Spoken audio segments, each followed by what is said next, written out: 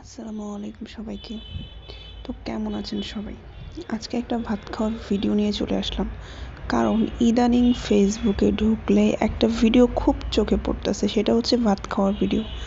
কয়েকদিন আগে ট্রেন্ডিংয়ে ছিল পোলাও খাওয়ার ভিডিও। তো এখন সেটা শেষ, এখন শুধু ভাত খাওয়ার ভিডিও। তো তার ভাত খাওয়ার ভিডিও দেখে আমারও খুব মন চাইছে তার স্টাইলে ভাত খাইতে।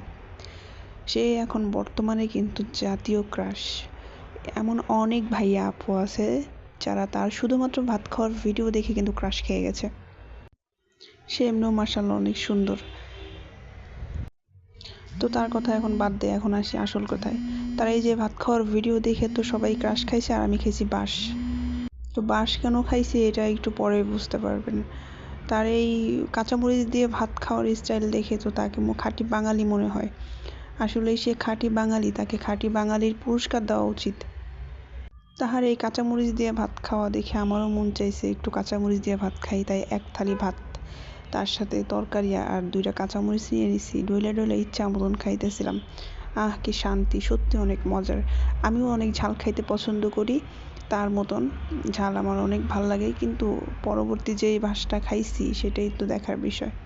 শখের ঠেলায় মানুষের দেখা দেখি কাঁচামরিচ নিয়ে ভাত খাইছি, এখন বাকিটা ইতিহাস হয়ে গেছে। জানি না বাকি 2 দিন টয়লেটে আমার কি অবস্থা হবে।